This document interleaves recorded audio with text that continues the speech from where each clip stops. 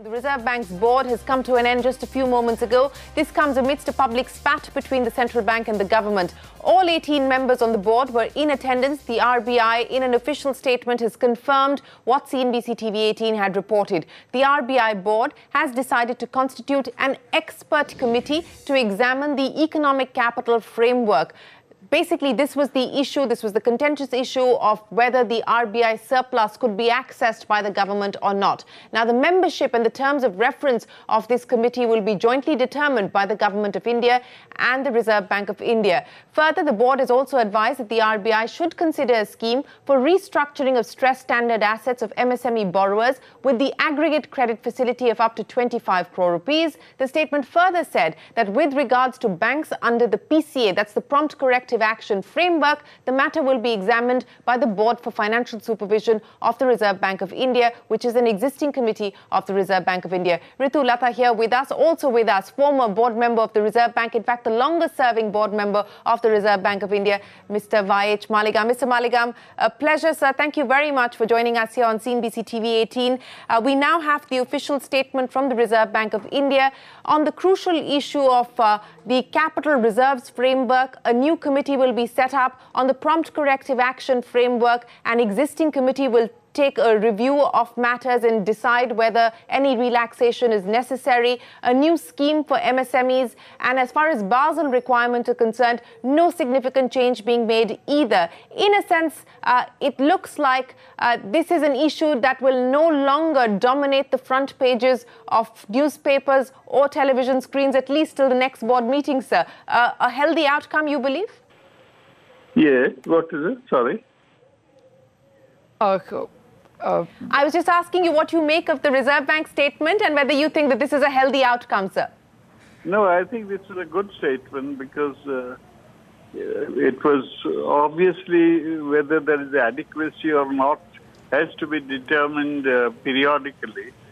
And therefore this committee will, I'm sure, will look into these matters and see whether the capital reserves and the provisions which are carried in the balance sheet of the Reserve Bank are adequate to meet the risks to which the Reserve Bank is exposed. Okay. Mr. Maligam, good evening, sir. Your own committee had said much the same, that you assess the capital to be adequate for now, and for the next 3 years, the entire surplus could be transferred, and a view should be taken after 3 years. That 3 years ended in 2016. So you think it is in the fitness of things that a new committee is appointed? Yes, I think it is, because all we had said was that we had examined the adequacy. At that point of time, the reserves were adequate, and therefore there was no need to add anything more. And therefore we recommended that for the next 3 years you distribute the full surplus. But we also recommended that the position can change, and therefore you review the whole matter at the end of 3 years. This is what they are doing, and I think it's the right approach. Okay. Well, the other takeaway from the press release appears to be that there is no move to make the board more activist. The word used is the board has advised the RBI to consider a scheme for restructuring, etc., etc. Do you, I mean, what are your comments on that situation, that the board has not been made activist, or it is not directing I think that is exactly what I had been recommending also, that the board has in fact not just a power but a duty to examine matters and to advise the Reserve Governor as on their views, and the Governor in fact uses the board as a sounding board for whatever policies are there. But therefore, having advised this, if the board or the members are of a view that a particular policy needs to reconsideration, they can request the governor to make the reconsideration. But that is not directing him to make a change. Well, certainly in the statement, it very categorically states that on the issue of the MSME package, that the board advised the Reserve Bank, and hence this decision has been taken. But Mr. Maligam, I'm given to understand, sir, that the governance-related issues are going to be taken up at the next board meeting, which is on the 14th of December. Whether or not the board functions should change, whether it continues to be in an advisory capacity, etc. These perhaps are matters that will be taken up at the next meeting of the Reserve Bank of India. What would your advice be ahead of that meeting, sir, on this particular issue? Well, advise on what are the issues on which you particularly... The fact that the government may want a review of the regulation to ensure that the RBI becomes a board-managed institution. No, I think that would be wrong, because it cannot be a board-managed institution. As we have discussed earlier, the board has a separate function and the governor has a separate function. So both have the equivalent powers, and insofar as the board is concerned, they can review the function of the governor, they can review the policies which are formulated, they can discuss with the governor, and they can offer their views on the matter, but they cannot direct. Okay. Mr. Maligam, with regard to the prompt corrective action rules, the RBI release says it was decided that the matter will be examined by the Board for Financial Supervision. The right authority, you would think? No, in fact, that's correct, because it's the Board of Financial Supervision in the first place which established these prompt corrective action rules. Okay. And this board comprises both RBI members and board members? No, the Board of Financial Supervision consists only of the RBI board members. Okay. It doesn't. It's an internal committee of the board. Of the board. Okay, okay. Would you say, therefore, that, this is the way the process should continue, and we should not see any further attenuation or attrition of the Reserve Bank's powers? The board should continue the way it has done? Yes, I don't think any of these decisions have in any way affected the powers of the Reserve Bank governor. They are reiterating what is the correct position, that the board has the obligation to keep the governor informed about matters in which they have the expertise, to offer suggestions, to be a sounding board for policies, and to make recommendations which then the governor is free to accept or not accept, but to tell him that you perhaps would like to reconsider these matters. And therefore, there's been no change in the position. Mr. Maligam, sir, appreciate you joining us here late this evening. Thank you very much for your time. Abhij Maligam there, former board member of the Reserve Bank of India, 21 years, commenting on what has been a long day for the RBI as well as the government, but a day that has ensured that a meeting ground has been achieved, a middle path has been achieved between both the central bank as well as North Bloc. Let's go back across now to our colleague Ritu Singh. She's been on the RBI vigil through the day today. Ritu, for the benefit of our viewers, recap what the Reserve Bank has now announced in its official statement. Well, Shereen, I'd say 5 very important things coming out of this statement. First, of course, the issues discussed centered around the prompt corrective action framework, the capital structure and the reserves and surplus of the Reserve Bank of India, the Basel regulatory framework and the implementation of Basel III norms, as well as a package for the MSMEs. Now, it seems from the statement that there's been some compromise on both the sides to reach this agreement. In the words of the RBI statement, the board has decided to constitute an expert committee to examine the economic capital framework or the reserves and surplus of the Reserve Bank of India. The members of that committee and the terms of reference of that committee are going to be jointly decided by both the Reserve Bank of India and the Government of India. Further, the release also said that the board has advised that RBI should consider a scheme for restructuring standard but stressed loans of MSMEs of up to 25 crore rupees. Now, this scheme needs to be examined more in detail because similar provisions are actually available for some of the MSMEs in severe situations. Also, this is a victory for RBI that the capital minimum capital requirement has been maintained at 9%. Remember, Sapna had reported earlier that the government's ask was that this be brought down to 8%.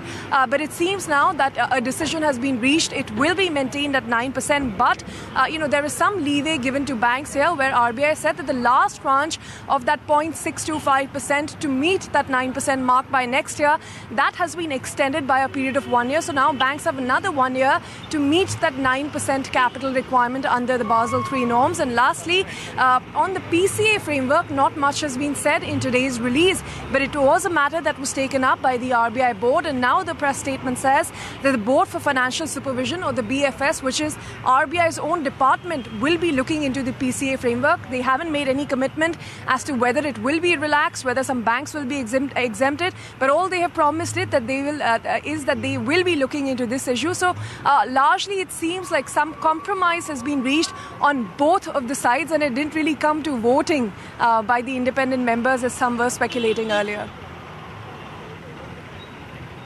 All right, Ritu, appreciate you joining us. In fact, a story that Ritu Singh broke a short while ago has now been confirmed. It's the official release that's come in from Yes Bank confirming Ritu's story that R. Chandrasekhar, non-executive independent director, has tendered his resignation from the board of Yes Bank. Remember, earlier this evening, we broke that story that Yes Bank has seen another board member resign. This comes after Ashok Chawla and Vasant Gujrati tendered their resignations, and now we're seeing R. Chandrasekhar tender in his resignation as well. We'll address that story in just a bit, but we're now joined by former Finance Minister Yashwant Sinha. Mr. Sinha, appreciate you joining us here on CNBC TV 18. We are given to understand that a committee will be formed to look into the issue of capital reserves, and the board advised the Reserve Bank that it should consider a scheme for restructuring stressed assets. We're also told that the meeting has ended on a cordial note. What do you make of these developments, sir? Well, I was wondering whether there is a financial emergency in this country which needed the RBI board to meet for 9 or 10 long hours to resolve issues. And at the end of it, what do we get? What you have told me about the decisions taken are issues which could have been resolved between the finance minister and the RBI governor in a half-an-hour meeting. MSMEs will get loans up to 25 crore. We'll set up a committee like this. We'll set up a committee for that. I mean, 9 hours, 10 hours of RBI board meeting.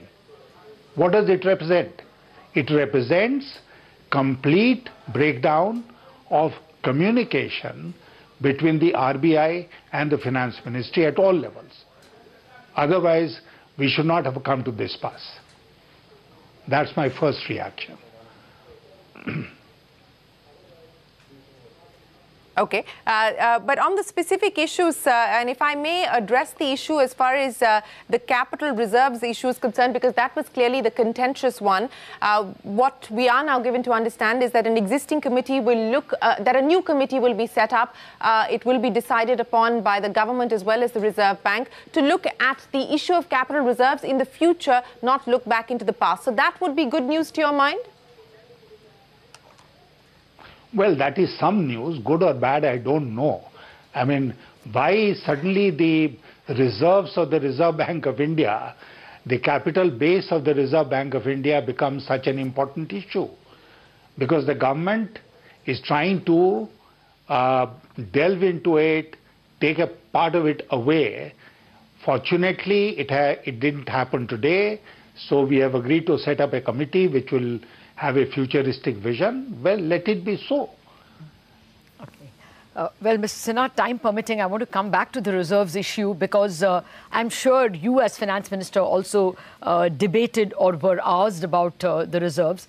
But before that, I just want to ask you about this activist board that we are faced with. Given the design and composition of the board, it has, from your time, had scientists, social workers, and even industrialists. Do you think an activist board is recommended at all? Look, the functions of the board and the functions of the RBI governor are quite clearly defined in the RBI board. And we have to remain within the four corners of the law. An activist board might look like a good proposition to many people, but the board is essentially advisory in nature.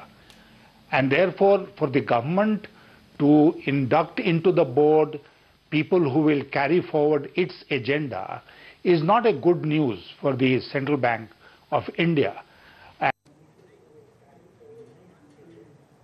Right. Mr. Sinha, we're also joined by former Finance Minister, Mr. P. Chidambaram. Mr. Chidambaram, we appreciate you joining us here on CNBC TV 18. A 9-hour board meeting concluded, an official statement out. Let me get to the first issue, which is the economic capital framework issue. A new committee will be set up, the composition to be decided by the government in consultation with the Reserve Bank of India to look at this issue for the future, not delve into the past. Your first comments on that? I think that is a satisfactory solution. If I recall, 2 such committees had been appointed in the past, and they gave their recommendations. There's no harm in appointing another committee. The reserves is a highly technical issue, and obviously the members of the board would not have the domain knowledge to discuss such a technical issue. So it should be left to technical experts, people fully familiar with a central bank's functions and needs, to come up with recommendations, and a suitable decision can be taken after the committee's report is available. Right. On the other issues, sir, where a decision was taken on the prompt corrective action mechanism, what the Reserve Bank is stating is that an existing committee, which is the Financial Stability Committee, will look at this issue and decide whether or not any relaxation is warranted for any of the banks that currently find themselves under the prompt corrective mechanism. Would you say that that is a satisfactory solution as well? I think it means that the government has stepped back. That was essentially a function of the RBI, and it remains within an RBI Board of Supervision. That's how it should be. There's no harm in the board discussing it, but I think the board correctly acknowledged this is a matter which should remain within the RBI and cannot become a matter of discussion at the board level or at the government level. So let the RBI look at the PCA norms, and if the RBI wishes to revise the PCA norms, it will revise the PCA norms. The board had certainly the right to advise the RBI the way to go about it. It's for the RBI now to decide how it will go about it. The third issue, sir, and that is the one that deals with MSMEs, because the statement now says that the Reserve Bank board advised the Reserve Bank, and the Reserve Bank has now decided to announce a restructuring scheme for loans up to 25 crore rupees. Do you believe that that is going to make a meaningful, a significant difference? I'm happy that the board stopped with advising the RBI. That's how it should be. That's the board's function, to advise the RBI, to advise the governor.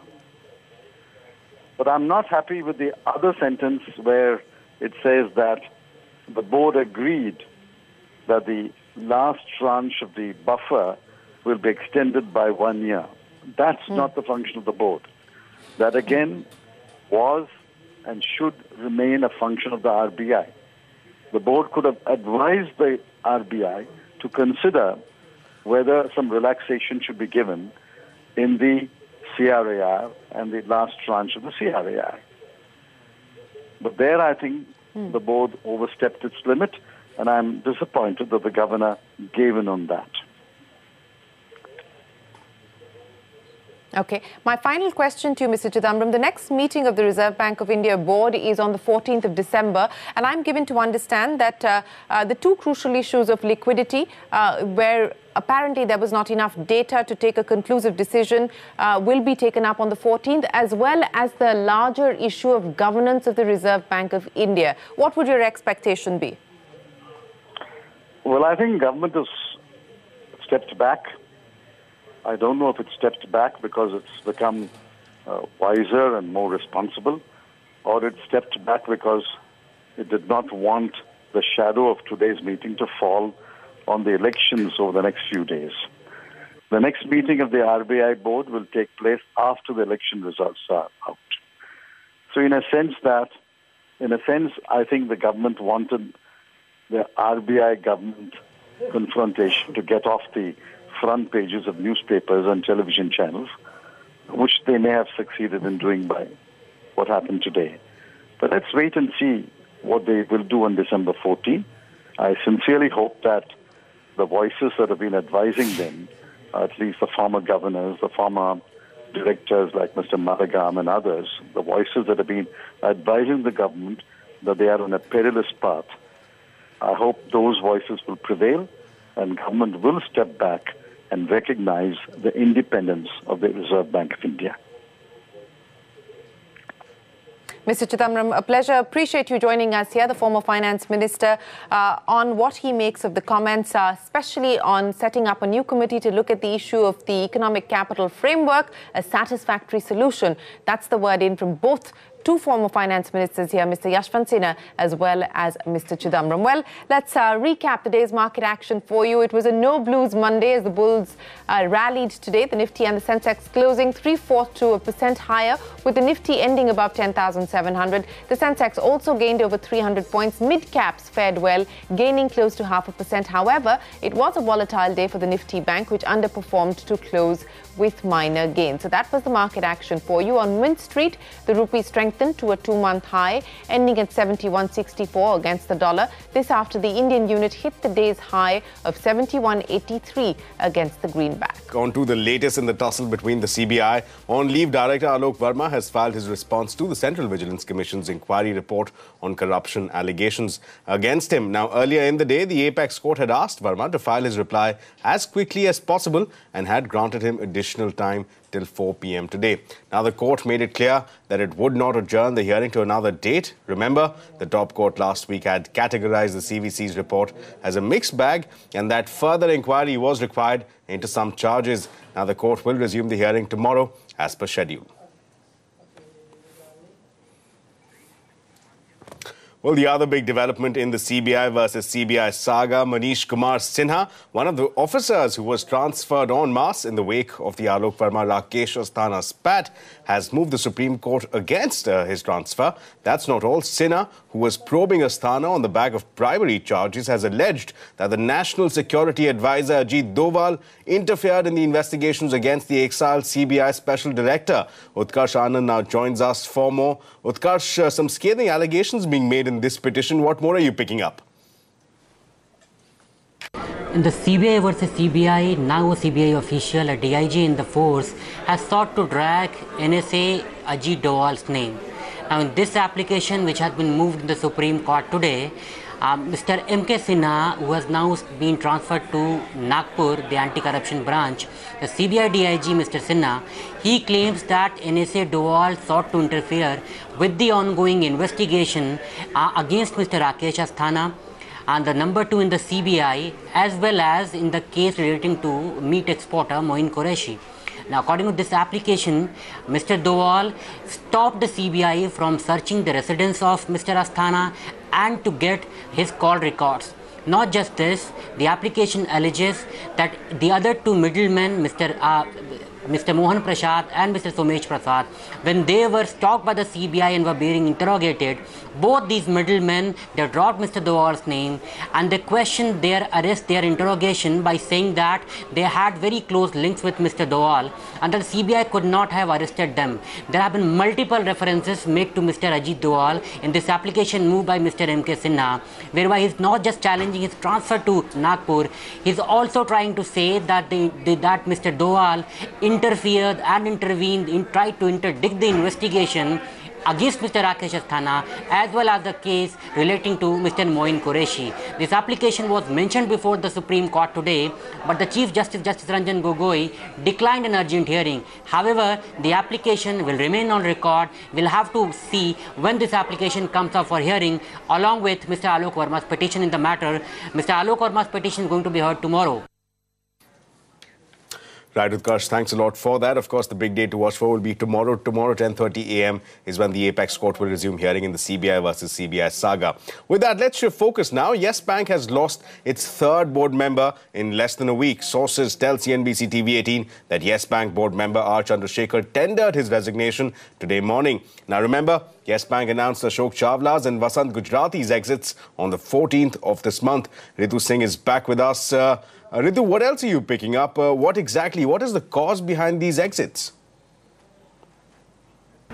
That's right. In a statement to the exchanges released earlier, Yes Bank has confirmed what CNBC TV 18 had reported earlier.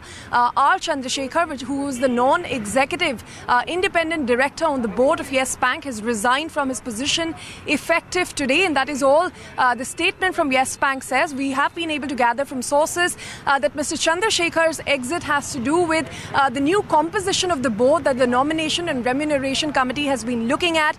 Do remember, this is the third exit from the board of Yes Bank after Mr. Ashok Chawla and Mr. Vasant Gujrati resigning from the board, less than a week back. And this is the third board member to put in his papers.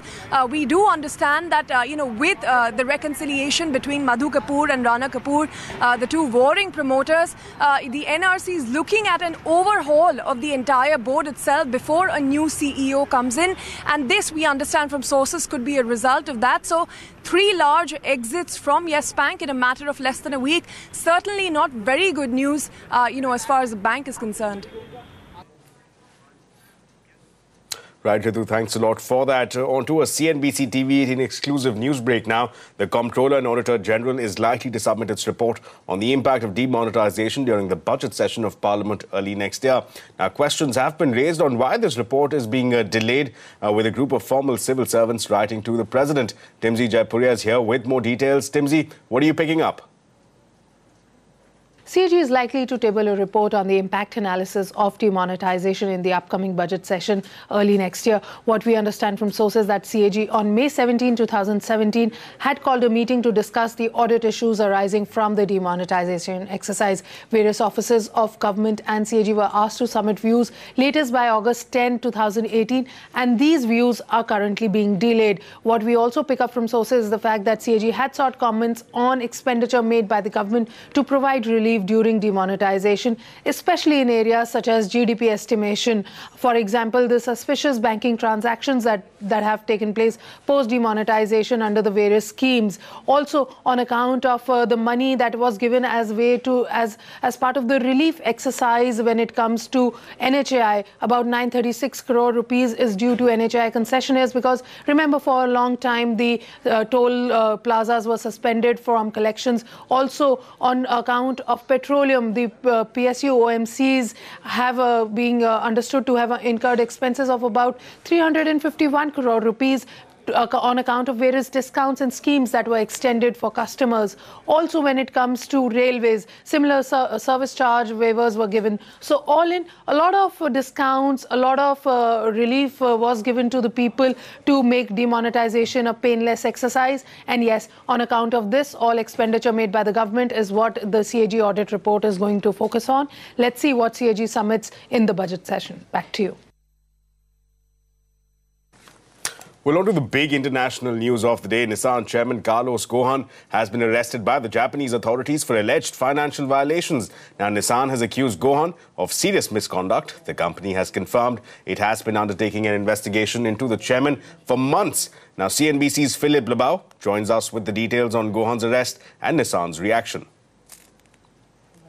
Who you were looking at there is Hiroto Sakawa. He is the CEO of Nissan. He has worked at that company for 40 years. He has worked with Carlos Ghosn for most of those 40 years. So they are business associates. This is a bit of a surreal press conference. They're not going into a whole lot of details. What they have told us is that there are 3 reasons why he will be pushing for the removal of Carlos Ghosn as chairman of the Nissan Corporation, and then effectively it then brings in the question whether or not he is the chairman of Nissan Renault in that alliance. First one, misrepresenting the company's financial assets to the Tokyo Stock Exchange, misuse of company's investment assets in relationship to those statements. So that looks like it's a reporting issue. And then finally, basically, let's put it in layman's terms, misreporting financial reports as far as personal compensation, expense reports, put it in layman's terms. But beyond that, they're not going into specifics. He did say that Carlos Ghosn, it is his understanding that he has been arrested, that he landed in Tokyo this afternoon, Tokyo time, and that shortly after that, Japanese authorities then placed Mr. Ghosn under arrest, although we have not been able to confirm that independently. And then he went on to say that he's going to be pushing for the board of directors to meet on Thursday and remove Carlos Ghosn as chairman of the company. The part that's surreal here, Andrew, is that he talks about how he's bewildered at what has happened and that this is the result of the culture of one person being so influential and having so much influence on a company. He then railed at a great length on what he called basically the cult of personality of one person. So it's hard to straighten out exactly what exactly they are saying about what happened with Carlos Ghosn, aside from a whistleblower saying that he acted inappropriately in terms of personal misconduct with company assets. But there is certainly an element here, Andrew, of CEO Sakawa making it clear that he doesn't care for Carlos Ghosn. He wants him out as CEO or as chairman of this company. Well, coming back to action from Indian shores now, election fever is gripping Madhya Pradesh. With less than 10 days to go before the state votes, News 18 had all the key newsmakers, under one roof. BJP President Amit Shah and Railway Minister Piyush Goyal dismissed reports of anti-incumbency in the state as a myth. But Congress leaders Kamalnath and Digvijay Singh are upbeat on returning to power and played down reports of infighting within the Congress. Take a look. इस बार भी नतीजे बहुत अच्छे आएंगे और एक आप लोगों ने विशेषकर जो स्टैटिस्टिक के लोग होते हैं उन्होंने एक मिथक बनाया है कि सरकार जितनी पुरानी होती है चुनने में आने में उनको उतनी दिक्कत होती है। मुझे लगता है कि इस बार भारतीय जनता पार्टी ये मान्यता को तोड़ेगी क्योंकि हमारी सरकारों ने जनता के लिए बहुत अच्छा काम किया है। 15 साल के बाद भी ये सरकारें अभी है उससे बड़े बहुमत के साथ चुनकर आएगी, मुझे पूरा भरोसा है। क्या आपको लगता है कि जो पॉलिटिकल पंडित सोच रहे हैं कि 2 राज्यों में तो मध्य प्रदेश छत्तीसगढ़ में आपका एज हो सकता है, लेकिन राजस्थान में क्या आपको लगता नहीं वहां पे सेटबैक लग सकता है क्योंकि वहां पर राजस्थान ने अभी तक कभी सरकार रिपीट नहीं करी है? कई जगह ऐसी कई बातें होती थी। भारतीय जनता पार्टी ने एक के बाद एक ऐसी बहुत सारी मान्यताओं को तोड़ा है। मुझे पूरा भरोसा है राजस्थान में भी इस बार एक बार कांग्रेस एक बार भाजपा ये परंपराओं को तोड़ते हुए हम बनेंगे। पहले भी भैरव सिंह जी 2 बार सरकार बना चुके हैं।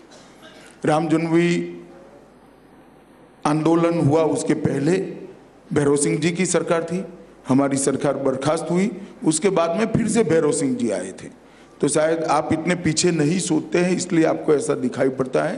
फिर से एक बार राजस्थान में निश्चित रूप से भारतीय जनता पार्टी की सरकार बनने जा रही है। बात करते हैं मध्य प्रदेश कांग्रेस की। आप लोग में सहमति है कि आप आपस में लड़ रहे हैं या आप ये दिखावा कर रहे हैं कि हम लोग साथ साथ हैं? देखिए, हमारी कोई लड़ाई नहीं है, हमारा पूरा समन्वय है, सब अपने काम में जुटे हुए हैं। जितनी हमारी एकता है उतने तो मीडिया में भी एकता नहीं है। आप लोग बार बार मीडिया को जिसमें बीच में, कमला जी क्या आप मुख्यमंत्री फिर बनने के लिए तैयार हैं? मीडिया के सामने तो बैठा हूं, तो मीडिया की बात नहीं करूंगा तो किस चीज की बात करूंगा? कमला जी, अगर आप, मैं फिर से अगर कहूंगी, क्या आपकी सरकार जब बनेगी मध्य प्रदेश में, क्या आप मुख्यमंत्री बनोगे? मुझे कोई भूख नहीं है मुख्यमंत्री बनने की। मुझे भूख है कि मध्य प्रदेश का भविष्य सुरक्षित रहे। मुझे भूख है कि कांग्रेस की सरकार मध्य प्रदेश में बने। मैंने ना तो इस पोस्ट और पद का मैं इच्छुक था, ना तो मैंने अप्लाई किया था। मुझे कहा गया जाओ, बहुत बड़ी चुनौती है, आप ही संभाल सकते हो, आप जाओ। ये 3 राज्यों का जहां तक सवाल है, एकदम स्पष्ट रूप से तीनों राज्यों में सरकारों ने जनता के हित के काम किए हैं। अंत्योदय की कल्पना से प्रेरित समाज में सबसे गरीब व्यक्ति को कैसे विकास से जोड़ना, कैसे उसके घर में बिजली आए, कैसे उसको आमदनी बढ़े, किसानों की आमदनी बढ़े, किस प्रकार से शौचालय पहुंच के महिलाओं का स्वाभिमान सुरक्षित रहे, कैसे बच्चों का भविष्य और उज्जवल बनाया जाए, देश में पर्यावरण की चिंता की जाए, और ऐसे एक के बाद एक जो अनगिनत विकास से जुड़ी हुई योजनाओं पे तीनों प्रदेश में जोरदार काम हुआ है। भारतीय जनता पार्टी और संघ के लिए सबसे बड़ा पंचिंग बैग, मारो रोज मारो दिग्विजय सिंह को, मैं उनका पंचिंग बैग हूं, क्योंकि मैं इनकी नस्ल से वाकिफ हूं। इनकी जितनी कमजोरियां हैं वो सब मेरे पास है, इसलिए मुझसे डरते हैं और डर और भय से मुझ पर ये प्रहार करते हैं। उसकी मैं परवाह नहीं करता। लेकिन बात इस बात की है कि इस बारे में एक सुनियोजित ढंग से प्रचार चला कि दिग्विजय सिंह जब बोलेंगे तो भाजपा का लाभ होगा। नहीं, लेकिन जो वीडियो वायरल गया था दिग्विजय जी, उसमें आपने कांग्रेस की बात की। मैं वही बात आपको कह रहा हूं, लेकिन बिना संदर्भ के आपको बताना भी तो गलत होगा ना, फिर आप समझेंगे नहीं। मध्य प्रदेश को समझना आसान नहीं है पल्लवी, तो मैं आपसे वैसे आपको भी समझना आसान नहीं है दिग्विजय जी, बिल्कुल ठीक कह रहे हैं, इसलिए थोड़ा समय दीजिए मुझको। अच्छा बोलिए। तो मैं आपसे जो कह रहा था कि ये प्रचार भाजपा मेरे खिलाफ करती रही है कि मेरे जाने से उनको लाभ होता है। उस प्रचार से कुछ मेरे कांग्रेस पार्टी के लोग भी प्रभावित हो गए, तो उन्होंने कहा कि साहब दिग्विजय सिंह जी को मत ले जाया करिए। लेकिन मैं पूरी तरीके से काम कर रहा हूं। आज कल ही मैंने कम से कम 2 मीटिंग इंदौर शहर में और 3 मीटिंग्स मैंने राजगढ़ जिले में, उसके पहले भी पब्लिक मीटिंग यहाँ भोपाल में मैंने की है, तो मैं पूरी तरीके से सक्रिय हूँ। Well, both sides there betting big on themselves, looking to put their best foot forward. Of course, elections voting is just less than 10 days away in the state of Madhya Pradesh. Well, the long pending battle over Binani has finally come to an end. The Apex Court has made its position abundantly clear. It has cleared the decks for Ultratech to go ahead and to acquire Binani Cements. Now, this was the big takeaway today, of course, but there are plenty of other things to look at, including what the Apex Court's rationale was. Now, keep in mind that Dalmia Bharat were present in court today in full strength. They made the oft-repeated argument about how Ultratech is coming from behind, how the process needs to be respected, how the integrity of the IBC-dictated deadlines need to be maintained. However, the Apex Court appeared to side with the rationale that had been expressed by the NCLAT. Keep in mind that last week, the NCLAT had passed an order whereby it had dismissed Dalmia Bharat's petition essentially on 2 grounds. One, that their bid was discriminatory against various classes of financial and operational creditors. One, and the second, and perhaps more importantly, that the agenda, that the main focus of the IBC is maximization of value for the creditors. Now, with that in mind, The apex court appears to have sided with the NCLAT order, has dismissed Dalmia Bharat's petition, has upheld Ultratech's bid of 7,950 crores. But while this battle comes to an end, it does raise very pertinent questions about what this rationale of maximization of value does to pending cases, especially cases such as the SR Steel matter, which are still currently pending before the NCLT Ahmedabad, and perhaps can expect to have some rub-off effect as far as this Supreme Court judgment is concerned. So that is something, of course, we'll have to continue tracking. But let's shift focus now. Driver partners of Ola and Uber platforms held a day-long agitation today. Their demands included higher fare per kilometre and change in the fare mechanism and commission structure.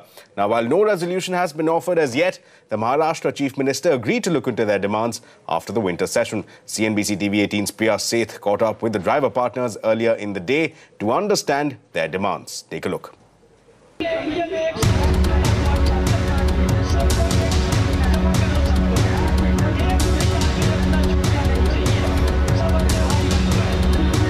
After going on strike for 13 days last month, close to 10,000 driver partners from Ola and Uber have gathered here for a phase 2 of this strike. They have a set of demands that still need to be approved. Rides they were getting in 8 hours, now they have to wait for 10, 15 hours, which is monitored by Ola and Uber software.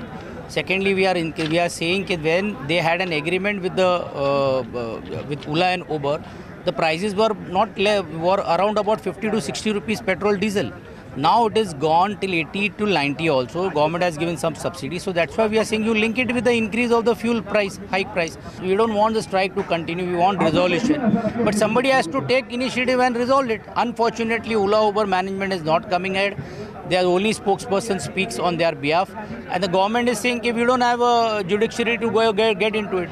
Taking into account driver concerns, Uber recently announced a fuel price-linked fare mechanism which could potentially increase driver earnings by 2,000 to 2,200 rupees per month. But this kind of incentive is not enough, is what drivers around here are saying. Uber ने 1 रुपया rate बढ़ाया, लेकिन उसने base पे 10 रुपये कम कर दिया. जो मिनट का 2 रुपये चार्ज था उधर 1.5 रुपये कर दिया. मतलब घुमा फिरा के उधर लाया ना. उसने कुछ बढ़ाया नहीं, उतना ही दिया charge.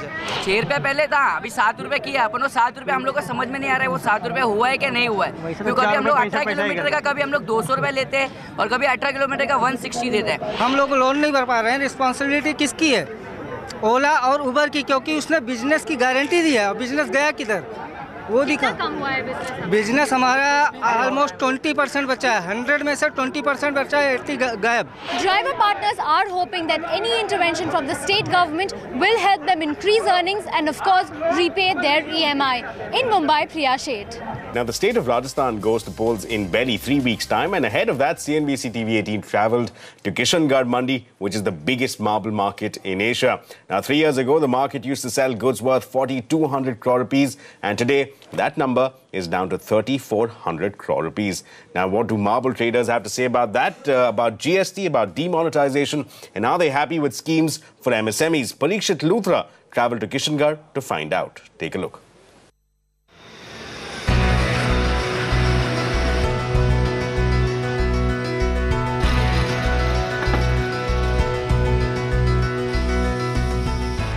We are inside the Marble Mandi in Kishangarh. This is one of the biggest marble markets in Asia.